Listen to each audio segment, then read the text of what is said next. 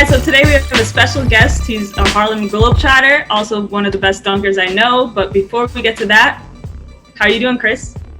Doing good, girl. Doing good. A lot of things are happening. Obviously, the black carpet is popping, and we're moving along. We got a lot of interesting guests and a lot of positive things are going on. I've been in the lab editing, so all this editing out there. I just want to say, I just learned. So if you see any dinks and dunks, just don't be too hard on me. You know, we be getting out in the mud, but I'm happy to be here. I'm happy that our guest is here too. We gonna talk a lot, man. Okay, so today our special guest is Max Pearce. He's our Harlem Globetrotter and one of the best dunkers I know. Max, how are you doing? I'm good. I'm pretty good. Thank you guys for having me. So you had an injury for 6 months. How's that going with COVID? Yeah. Oh man.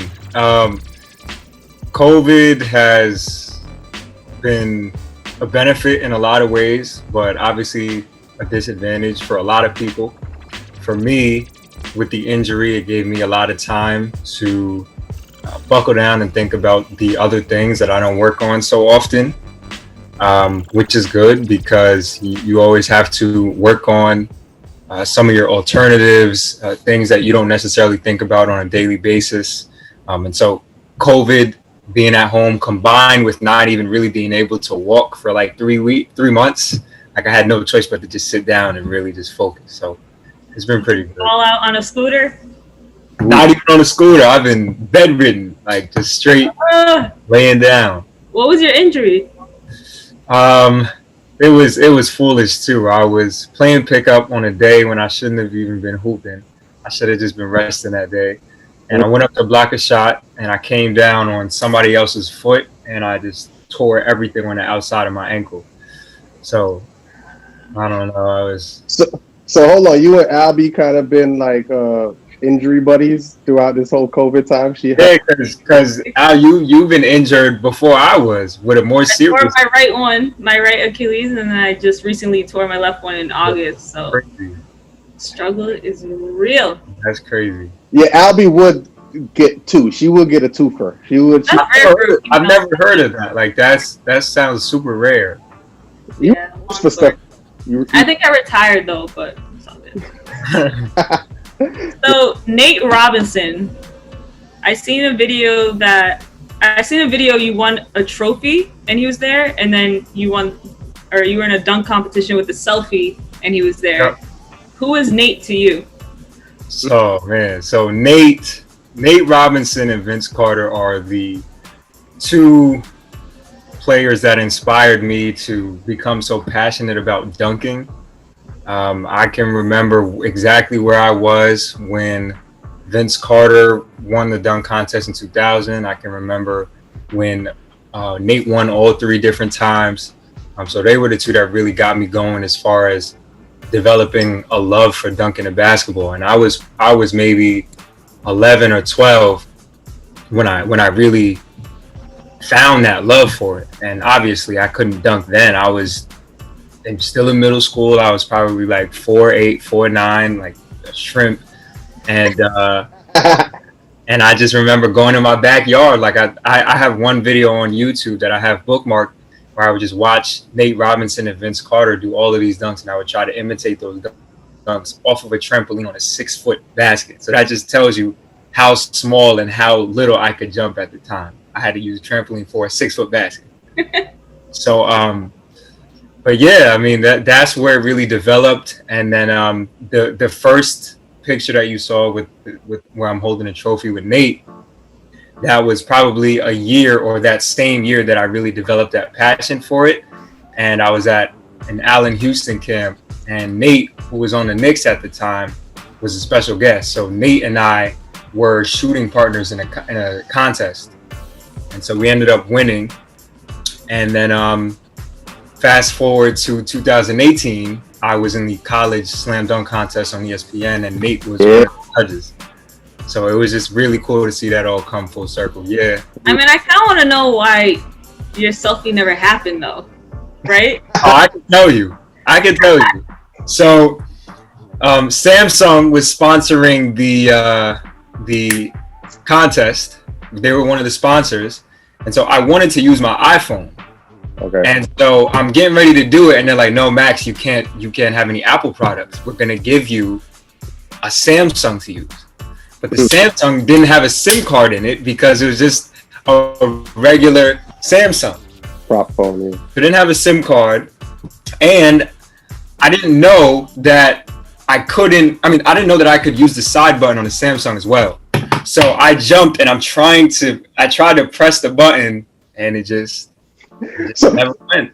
So now when you're trying to figure out this selfie thing, and now you realize that the technical aspect ain't working, did it frazzle your dunk attempt and like? No, I didn't notice, and I didn't notice that that the picture didn't come out until the dunk was already made and I already landed. So after I made the dunk, I'm like looking, I'm scrolling, I'm looking because I was walking to the judges trying to find a picture. I'm like, oh my gosh, it's not even there. Yeah, so, it went viral. That would have went viral, bro. Yeah, I know, man. I know, and that cost me because so there was 5 judges. Well, 4 judges, including the 5th judge, which was Twitter. So I got 10s from Twitter, Nate, everyone but Sean Smith. Sean Smith gave me a 9 because the picture didn't come out. And so fast forward to the semifinal round, I lost by 0.2 of a point. And if that picture came out, I would have been in the final round. So he D-Waded you, bro. So obviously, this is not your first podcast. I seen that you went viral with your friend's dog after a podcast. So I just want to know if you can help my kid go viral. Look at this one. Look at. Wow, I was not expecting that. Yeah, she's cute. Wow. How did you get the dog to do what you needed him to do? What's so crazy about that video is a lot of people think it's my dog. It is not my dog. That was the first day that I met that dog. I had only been around it for about 2 hours, and the first hour and a half was a podcast, so I wasn't really interacting with the dog. But that dog belongs to my friend Frank Dag, and the dog has been on Ellen before. Oh, okay. Like some of its trick shots. So they were like, Max, like you've gone viral before. The dog's name is Koa. Koa has gone viral before. You guys should try to make a video. So I'm like, okay. So we're trying to figure out what to do. We just did some handshake, and then I just threw it to Koa. She like tapped it back, and then I just caught it, and boom. It took like 5 minutes, and we didn't think it was gonna like go crazy like that. Well, it took less takes than it would with a human, basically. Yeah, it took 4 takes. It took 4 takes. So you played for the Harlem Globetrotters. It reminds me of when I was in elementary school, I think 2003, and they came to my school and they embarrassed the hell out of my teachers, and I never looked at my teachers the same. So how did you become a Globetrotter? A lot of things happened from that college dunk contest where Nate was a judge. The Globetrotters were watching that specific contest, and then I got a call. My school got a call from the Globetrotters for me because I guess they were impressed. And then I went to a workout, and then next thing I knew, I was at training camp.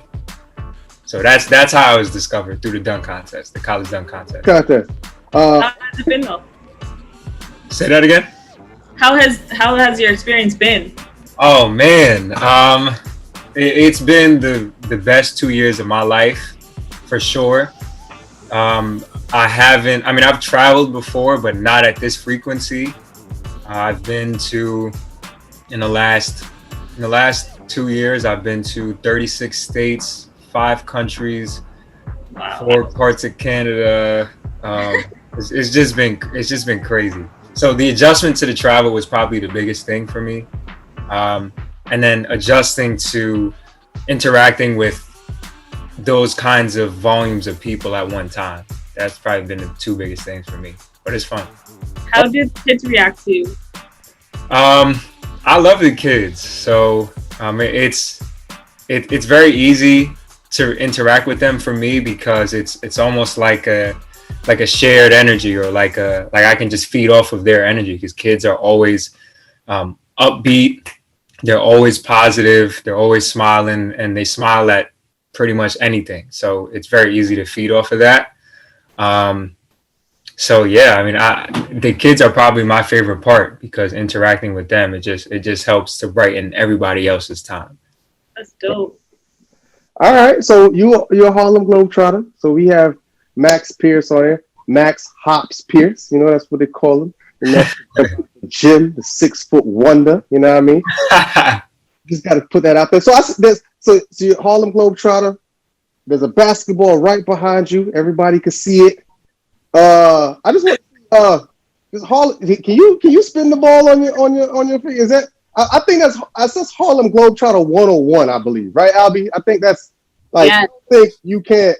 I would think that if you can't spin the ball on your finger, there's no way.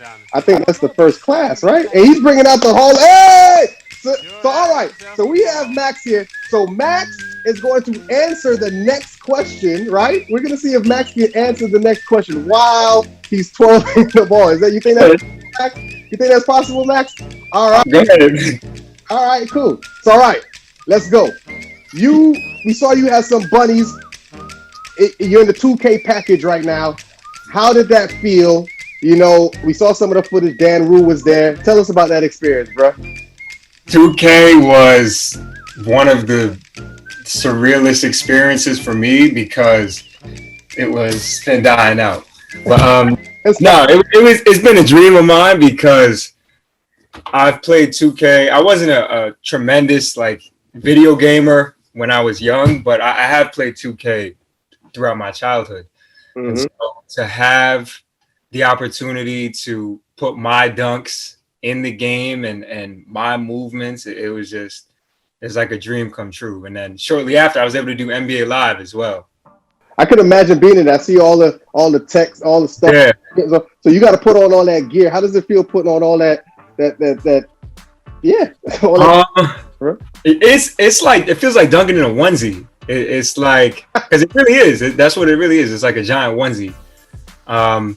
So I don't have anything to compare it to because that was the only time I ever had to do anything athletic in a onesie. So if you ever worn a onesie for like Halloween or like a costume or something, I don't know, just picture yourself doing some kind of athletic exercise in it. Yeah, it looked weird because I'm like, these guys are not in their free flowing kind of clothes. No, and it made it a little bit more difficult. It did. Yeah, and then they're asking you guys to do like your most strenuous move. Yeah. Pretty crazy. Yeah, it really is, and it was cool though because the markers on the onesie, I think there was like 80 or something, 80 per person, but they didn't really fall off. Like even in the contact dunks, maybe one fell off here and there, but it was crazy, and they were only Velcro. I was shocked. Did you ever miss a dunk and then made it like throughout? Yeah. Heck yeah. Malfunction? Yes. I remember there's one dunk where they put it in like the package where you can add it to your My Player, and I'm not a 2-foot jumper, so I can dunk over 2 feet, but it takes me a while, and so I went up off of 2. I missed it. I just hung on the rim, and I let the ball come out, and then I dunked it while I was hanging on the rim. So it didn't count, but they put it in there anyway, and so.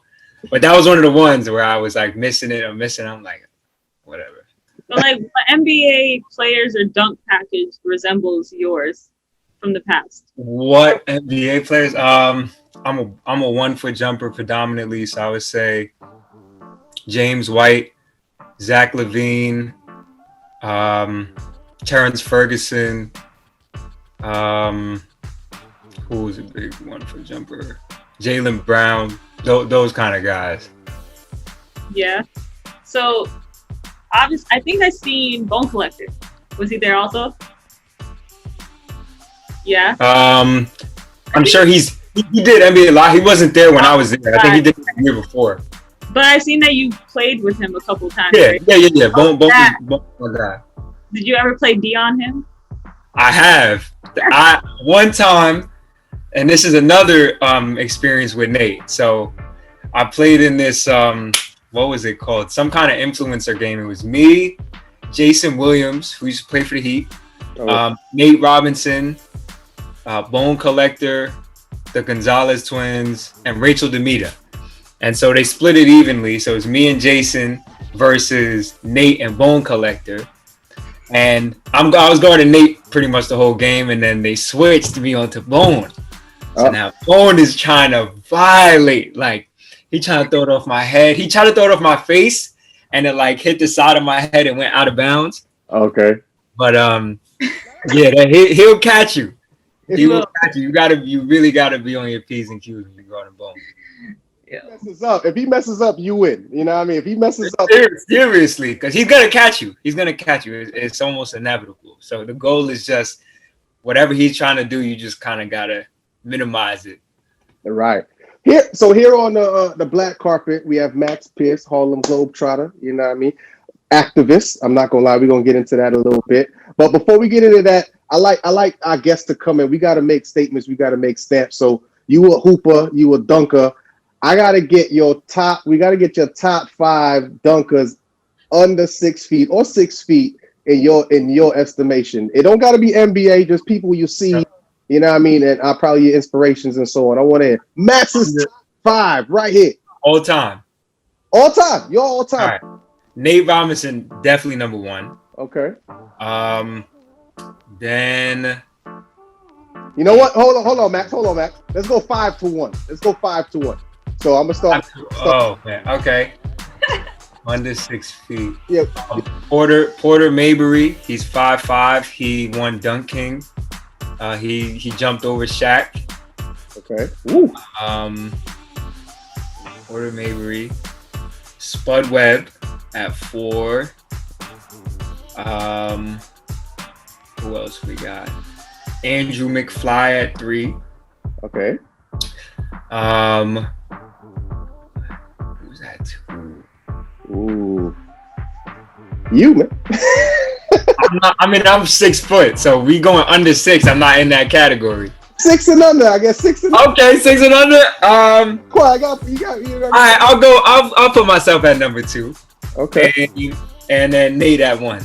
And Nate, okay, yeah, I think that's solid. Yeah, we're gonna put that up there. We're gonna see if everybody agrees with Max's list of under 6 feet. We appreciate that, bro. Oh man, so in June you played a very important cause of Balling for Pearce, one-on-one. Can you tell our listeners about that, what that cause is about, and what's your motivation in terms of giving back, man? That seems to be a big part of your personality. Yeah, Bowling for Peace was started by my friend Haran. He's been doing it for 7 years, I think now. It's a really special initiative that he's got. He has an ability to bring celebrities and influencers together, and really just people together through sports to rally for a better cause, whether that's for gun violence, for one event, or better education or supplies for kids in school. He's really done it all through basketball, football, bowling, like any sport that you can think of. And so I've had the pleasure of participating in, I think it was 4 of his events now. And, I've been so willing to do that because our visions align in that way where, like we both understand that giving back is important. We've all been in a situation where we could have used or needed or still need some assistance in some way, shape, or form. And that's where we lean on the people that have the ability to give that help. And so if you're in a position to give that help, then why not? So that's really the motive and the message of the Bowling for Peace event. And that's why I love him. Dope. Is there a special organization that you're a part of professionally, or one that you're a part that you want to give a shout out to just right now? I mean, the Harlem Globetrotters is always special because obviously they're known for what they do on a basketball court, but a huge component to their legacy is what they've done off of the court. Even if you look at like how they've integrated sports in America, or The ability that they have to put a smile on other people's faces is really like extraordinary. So the Globetrotters is one of the first organizations that comes to mind when you think about people who are, and this is one of their aliases, ambassadors of goodwill. Bowling for Peace is another one. Big Brothers organization is another one that I'm frequently in contact with. So I would say those three. Dope. So I seen that you're an artist. Yep. You had a giraffe that I thought was the cutest. You like cut out pieces of a basketball and turned into a giraffe. I thought that was dope. But you recently posted one that was dedicated called "The Black Woman in 2020." Yep. Can you tell us the story behind that? Absolutely. So the recurring cycle that we're seeing, and it's not new, it's just being broadcasted more, is the cycle where Black people, particularly Black men, are unjustly killed. And although our Black men don't fight for our Black women the same way they do for us, the Black women are still always at the front line, the loudest and the most impactful in trying to demand change and use all of their ability and power to do so. When you look at the dynamic and the comparison between how we treated George Floyd's death on social media versus Breonna Taylor, they were both serious, but there was never any like memifying, if you will, of George Floyd. So it wasn't like we weren't trying to draw you in with unrelated content to then say arrest the cops who killed George Floyd or charge them. Whereas you look at stuff for Breonna Taylor, and I'm guilty of this, where you look at stuff for Breonna Taylor, where, for example, one time I made a video and it was of a dunk that I did where the ball came behind my head. And right before the ball went into the basket, I put an in-screen text that said, arrest the cops that killed Breonna Taylor. Oh. And at the time, I didn't understand how unfair and trivializing and undermining that is to her story and her legacy and making sure that we keep the same severity. My intention there was to use the most attention-grabbing piece of content that I'd ever created to call for justice.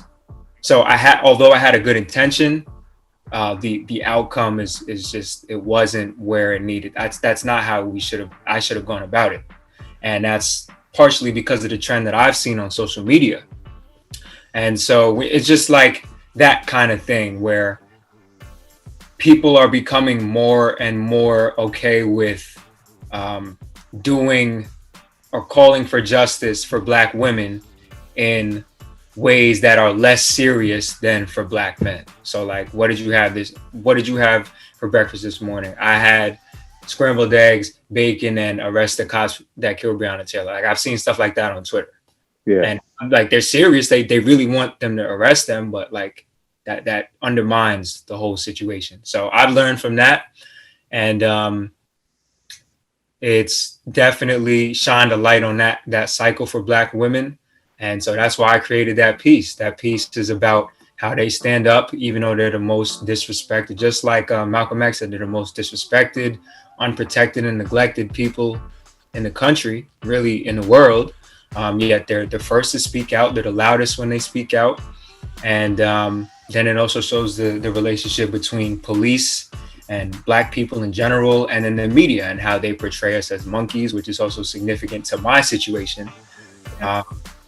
And how policy and policymakers have reinforced that. So I was going to ask you, as a Black male in America, you obviously have gone through something tragic from Good Day, Alabama. Yeah. How did you keep your composure throughout the scenes that you were filming with them? So, I mean, I'm a very reserved, calm person, so naturally that definitely helped in that situation. But it doesn't take away from, like, I was just so shocked that I didn't even know how to react when it was happening. And this was on live television. And so just with that in the back of my mind, I'm like, okay, don't let them break you on live TV. And then this is all going through my head before the banana. So once the banana happened, then I just tried to like laugh it off. I took a few steps back, and then they ended the segment immediately. But 10, 15 seconds after that, my mood quickly changed. I took my mic off and I left immediately. So hold on. So you're doing a bit. So you're doing a bit for the Globetrotters. I'm like, so it was nothing more than an interview promoting an upcoming game. Right. So you're there promoting the upcoming game. Mm-hmm. The guy talking to you, and they throw a banana at you. I mean, how does this go down? Is it something leading up to the? So before the interview, we established that we were going to pass the ball around. I was going to show them some trick passes with the basketball. Everybody was on the same page with that. Mm-hmm. And then I passed it around one time, and Mickey Ferguson, he turned around and pulled the tangerine out of his pocket and threw it to me. So I caught it, very confused. I gave it back to him. Then he threw it to someone else off camera, who then threw it at me for a second time. But this time I didn't catch it. I didn't even see it until it hit the floor. Yeah. So then we're finishing up the interview maybe 15 seconds later, and I see a white woman. Her name is Claire Huddleston. She's behind the camera, and she threw a banana. And I happened to catch the banana, shocked and everything. And then they ended the segment immediately. And I was not aware that any of that was going to happen. Not once. So what am I talking about, man? So you come on the set to promote an upcoming game, and these guys got fruits on the set ready to throw at you. It seems set up. Kind of set up, bro. Listen, a lot of people have raised that point. I cannot say whether it was pre-planned or not. Everyone can analyze the situation for themselves.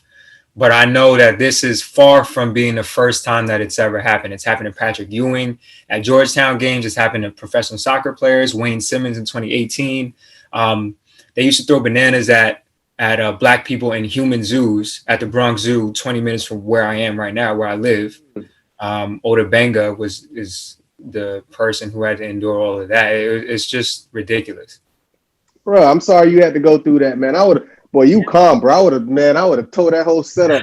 I would have tore. I'm sorry, I got to calm down. We're on a black carpet right now. Max Hops Pearce, I appreciate showing your resilience, and now you can talk about it with some tact, and now you can go ahead and see, karma has prevailed. I appreciate you doing it, man. So before we get out of here, man, I gotta ask you about your company, Flyance, man. Pronounce that right? I gotta ask you about your company, Flyance. Give us a little bit about that before we get out of here on the black carpet. Max Hops Pearce, man, what's up, brother? So Flyance is about it's about preparing athletes for the transition out of their sport. The epidemic that we're seeing in sports culture is that athletes, particularly basketball, football, and baseball players, are unprepared when it's time to put down the ball. And we even see this with a lot of the NFL and NBA players. Like they get these ridiculous spending habits, and then they overspend, and then before you know it, they're out of money, and they don't have any alternatives or options left because they never prepared themselves. So, and again, like professional players are a slim percentage, but for a majority of athletes, you're not going to play professionally. So you got to figure out another alternative. Right. So that's what it's about. It's about preparing them for that transition. All right. And where they can find that information? We like to say right here, where they can find that information. They can find that at Team Flyance. That's the Instagram. Team Flyance. All right. We got that right there for you. Albie, take us out, girl. All right. Well, thank you, Max, for spending some time with us. We enjoy every moment, and hopefully we can have you back. For sure. Thank you guys for having me. Hey Max, I just want to say, man, I'm just a big believer in giving dudes their flowers while they're here. I know you're still young, but you're still doing what you think. You're representing our community and our culture in a very, very good way. Taking it around the world, city to city. Obviously, carrying yourself in a very, very stand-up way, man. So we just want to say we appreciate you and keep doing what you're doing, man. You are part of the Black Thank Carpet. you, man. I appreciate it. All right, man. Thank you. We out. No doubt.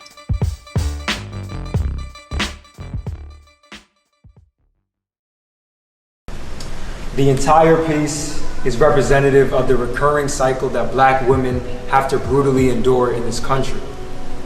The largest and most important figure in the image is the Black woman, who is using her voice and her strength and her power to demand change.